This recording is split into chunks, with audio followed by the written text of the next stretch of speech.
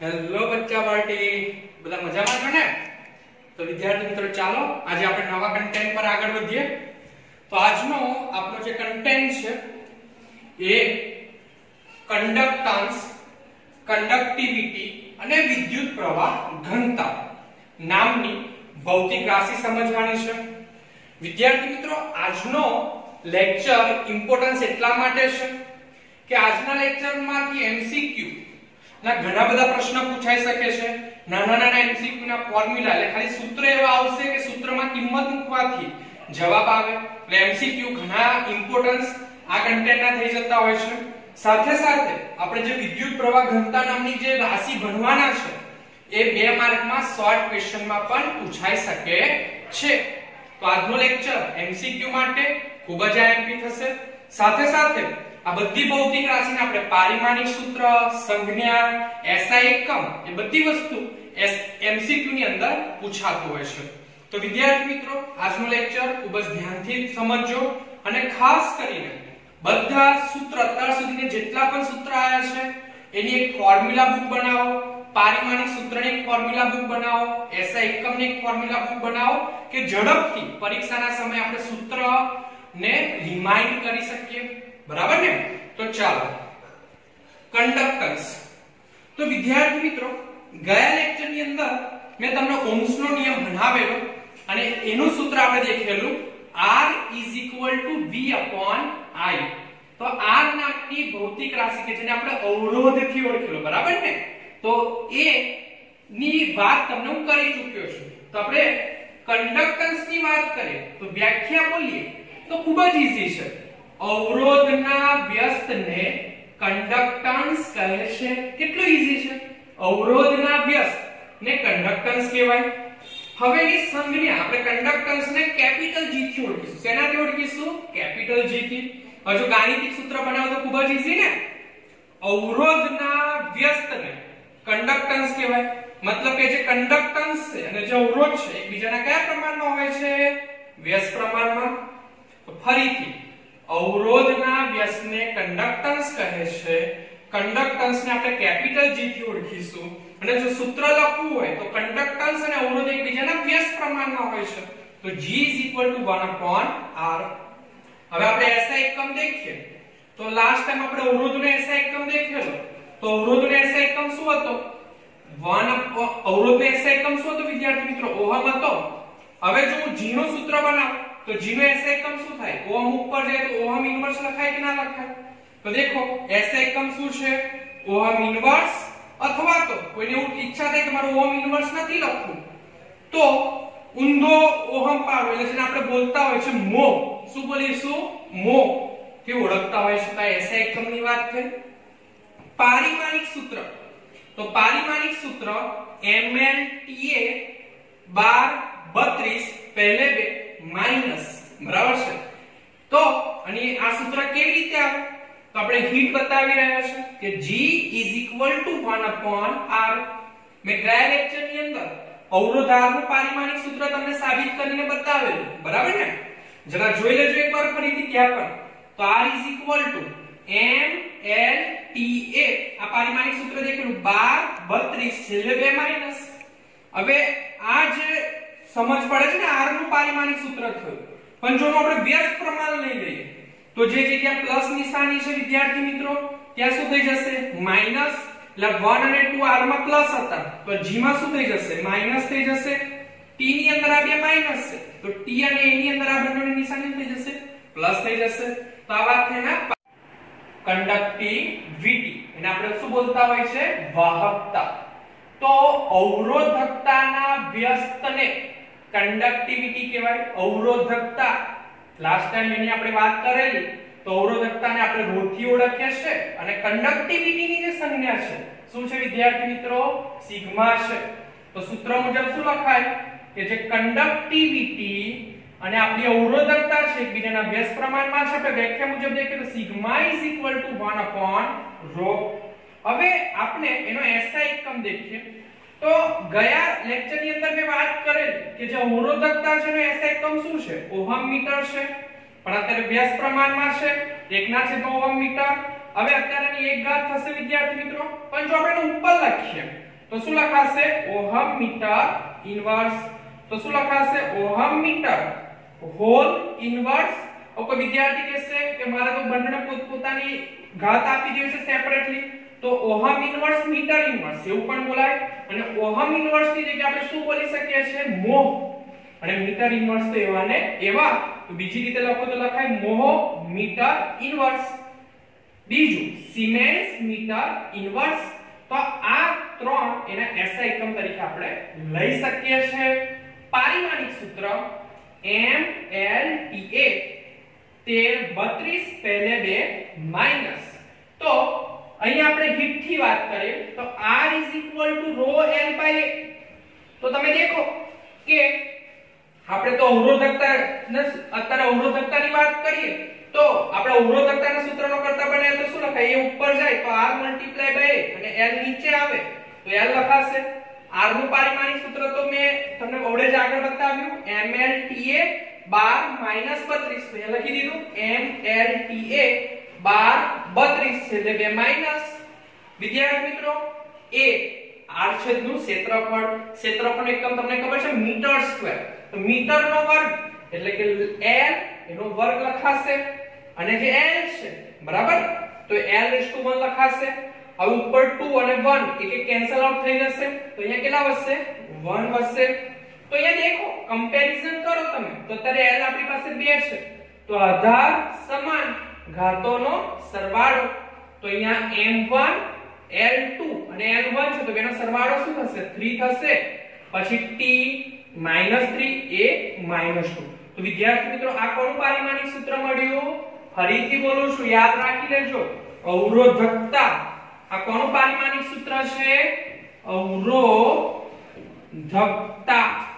ઇંગ્લિશમાં આપણે રેઝિસ્ટિવિટી બોલતા હોય છે અને આપણે તો અત્યારે કોનું પારિમાણિક સૂત્ર દેખવું છે સિગ્મા નું ને તો સિગ્મા = 1/ρ લખાય વ્યસ્ત પ્રમાણમાં હવે જો આપણે સિગ્મા નું લખતા હોય તો જે અહીંયા ઉપરના દેખો કે જેની ઘાત આની વેલ્યુ મૂકી દો તો જેની ઘાત પ્લસ છે એ શું થઈ જશે માઈનસ થઈ જશે અને જેની ઘાત પ્લસ છે ઉપર માઈનસ અને જેની ઘાત માઈનસ છે ઉપર લખીએ તો પ્લસ થશે કારણ કે એકબીજાના કયા પ્રમાણમાં છે ઘનતા વિદ્યુત પ્રવાહ ઘનતા એને વિદ્યાર્થી મિત્રો આપણે કરંટ ડેન્સિટી અથવા તો ઇલેક્ટ્રિક કરંટ ડેન્સિટી અંગ્રેજીથી ઓળખતા હોય છે અંગ્રેજી નામથી હવે પરીક્ષામાં આવી રીતે પણ પૂછાય ઓહ્મના નિયમનું સદિશ સ્વરૂપ જણાવો તો આ પ્રશ્ન 2 માર્કની અંદર પૂછાઈ શકવાની સંભાવના રહેલી છે તો વિદ્યાર્થી મિત્રો વિદ્યુત પ્રવાહ ઘનતા નામની જે ભૌતિક રાશિ છે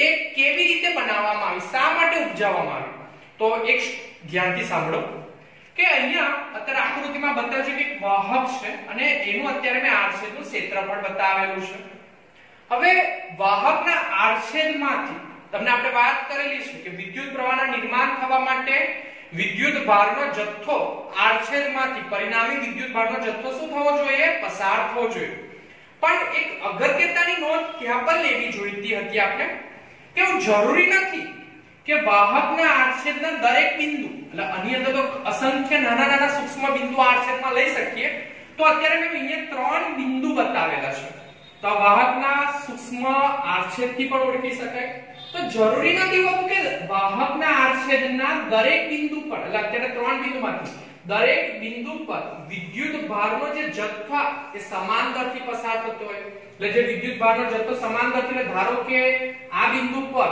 વિદ્યુત ભારનો જથ્થાનું વહન 10 કુલમ જેટલું હોય તો બીજે વિદ્યાર્થી મિત્રો અહીંયા 2 કુલમ પણ હોઈ શકે અને અહીંયા 5 કુલમ પણ હોઈ શકે કહેવાનું તાત્પર્ય એવું છે કે આડછેદના ક્ષેત્રફળમાંથી સમાન દરેક બિંદુ પરથી વિદ્યુત ભારના જથ્થાનું વહન સમાન હોય પણ ખરું અને ન પણ હોય સાથે સાથે આડછેદનું ક્ષેત્રફળ અને જે વિદ્યુત પ્રવાહ જે છે આ જે ભૂરી લીટી દેખાય છે વિદ્યુત પ્રવાહ આવી છે એકબીજાને લંબ હોય પણ ના દેખાય છે અત્યારે આડછેદનું ક્ષેત્રફળ અને જે વિદ્યુત પ્રવાહ છે એ બે વચ્ચે થીટા જેટલો ખૂણો બની રહ્યો છે એટલે લંબ હોય પણ ખરું અને ન પણ હોય તો કહેવાનું તાત્પર્ય આપણું અહીંયા એવું છે કે આડછેદના ક્ષેત્રફળમાંથી દરેક બિંદુએ પસાર થતા વિદ્યુતભારના જથ્થાનું મૂલ્ય સમાન ન પણ હોય તો તેવી જગ્યાએ આપણે કોઈ બિંદુ પર વિદ્યુતભારનો વહનનો દર શોધવો હોય, ધારો કે તરા P બિંદુ છે, એમાંથી કેટલો વિદ્યુતભારનું વહન થઈ રહ્યું છે એ મારે શોધવું હોય તો એના માટે આપણે વિદ્યુત પ્રવાહ ઘનતા નામની ભૌતિક રાશિ ઉપજાવી પડી। તો વિદ્યુત પ્રવાહ ઘનતા રાશિને જો વ્યાખ્યાયિત સ્વરૂપે લખવું હોય તો વાહકના કોઈપણ બિંદુ પાસે, એટલે અત્યારે આપણે કયો બિંદુ ધારી રહ્યા છે? P બિંદુ, તો પાસે અને પ્રવાહની દિશાને લંબ, એટલે તમે દેખો કે આ વાહકનું અત્યારે આડછેદનું ક્ષેત્ર P બિંદુ દેખાય છે અને પ્રવાહની સાથે કેવું છે વિદ્યાર્થી મિત્રો? લંબ। એટલે ધારો કે આ મારું P બિંદુ છે, સૂક્ષ્મ P બિંદુ હોય તો વિદ્યુત પ્રવાહ તો એને કે આડછેદના ક્ષેત્રફળમાંથી લંબ દિશામાં પસાર થશે, તો પ્રવાહની દિશાને લંબ એવા એકમ આડછેદમાંથી પસાર થતા, એકમ આડછેદ કેમ લખ્યું?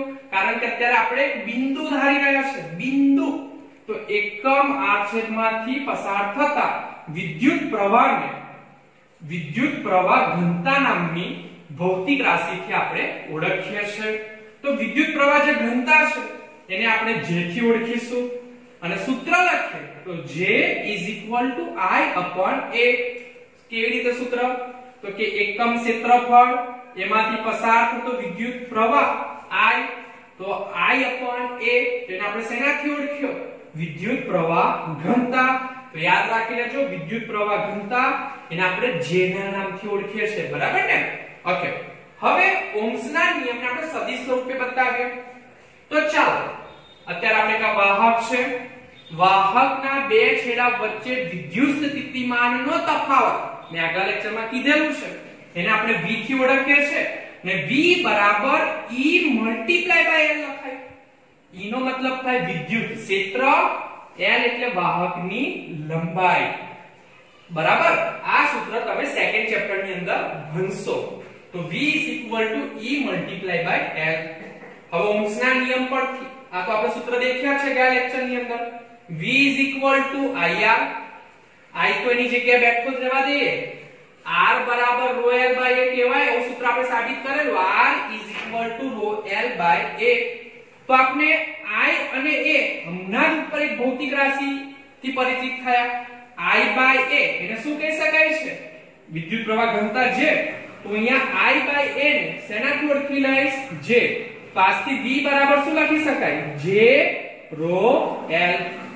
તો ઉપર આપણે V બરાબર EM, સમીકરણ નંબર 1, V બરાબર J ρL, સમીકરણ નંબર 2। તો વિદ્યાર્થી મિત્રો સમીકરણ 1 અને 2 ને સરખાવીએ આપણે, ખૂબ જ ધ્યાનથી દેખજો।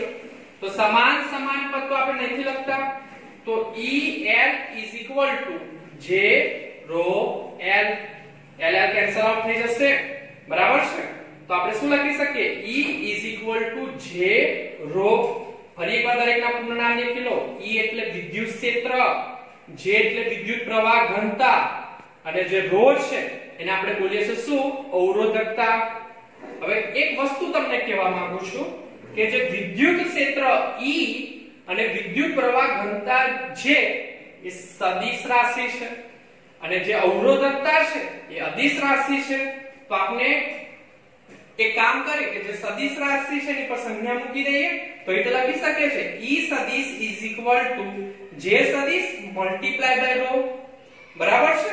ઓકે, હવે અહીંયા આપણે કામ કરીએ, વિદ્યુત પ્રવાહ ઘનતા J ને સૂત્રનો કર્તા બનાવી દઈએ। તો આ ρ છે એ ભાગાકારમાં જાય તો શું લખાશે? J E સદિશ મલ્ટીપ્લાય બાય 1/ρ થી લખી શકાય ને 1/ρ એને શું લખી શકાય? સિગ્મા વાહકતા, કંડક્ટિવિટી, સિગ્મા 1/ρ। ઓડે આ સૂત્ર દેખો તમે, અહીંયા આપણે દેખ્યું સિગ્મા 1/ρ, તો અહીંયા શું લખીશું? સિગ્મા 1/ρ। તો જે જગ્યાએ આપણને 1/ρ દેખાય છે ત્યાં શું લખી લઈએ આપણે? સિગ્મા લખી દઈએ તો શું સૂત્ર બની ગયું? J સિગ્મા E, એટલે J સદિશ સિગ્મા E સદિશ। તો વિદ્યાર્થી મિત્રો અને કહીશું ઓહ્મના નિયમનું સદિશ સ્વરૂપ। હવે SI એકમ, તો SI એકમ શું છે આપણે બનાવી દઈએ, J I/A। વિદ્યુત પ્રવાહનો એકમ શું થાય એમ્પિયર, r છેદનો ક્ષેત્રફળનો એકમ શું થાય મીટર સ્ક્વેર. હવે તમે દેખો કે મીટર સ્ક્વેર ઉપર જાય તો શું લખાય એમ્પિયર મીટર રેઝ ટુ -2 લખાય ને. ઓકે, તો SI એકમ શું બની ગયો એમ્પિયર મીટર રેઝ ટુ -1. ચલો આપણે પારિમાણિક સૂત્ર દેખીએ તો mLT એ તો લખી દઈએ. હવે તમે દેખો કે જે આપણો એમ્પિયર છે એની એક ઘાત લખી શકાય નહીં આપણે, તો અહીંયા એક ઘાત લખીએ તો એની ઉપર કેટલી ઘાત લખી એક ઘાત. અને તમે દેખો કે અહીંયા આપણો મીટર સ્ક્વેર થશે, હા થોડીક અહીંયા મીટર સ્ક્વેર, તો મીટર સ્ક્વેર તો L રેઝ ટુ -2 થશે, તો અહીંયા શું લખાશે m-2. તો અહીંયા L મીટર એટલે L ઇન્ડિકેટ કરે છે, તો અહીંયા આપણે શું લખી દઈશું -2. બરાબર. ઓકે, તો વિદ્યાર્થી મિત્રો આજનો જે આપણો લેક્ચર હતો એની અંદરથી ઘણા બધા MCQ જનરેટ થઈ શકે છે. આ વિદ્યુત પ્રવાહ નામની ઘનતા નામની જે રાશિ છે એ 2 માર્કની અંદર પૂછાઈ શકે છે. તો ખૂબ જ અગત્યતાનો આજનો લેક્ચર હતો, ખૂબ જ ધ્યાનપૂર્વક અભ્યાસ કરશો. તો નમસ્કાર, આજનો વિડિયો લેક્ચર મારો પૂરો કરું છું. જય હિન્દ, જય ભારત.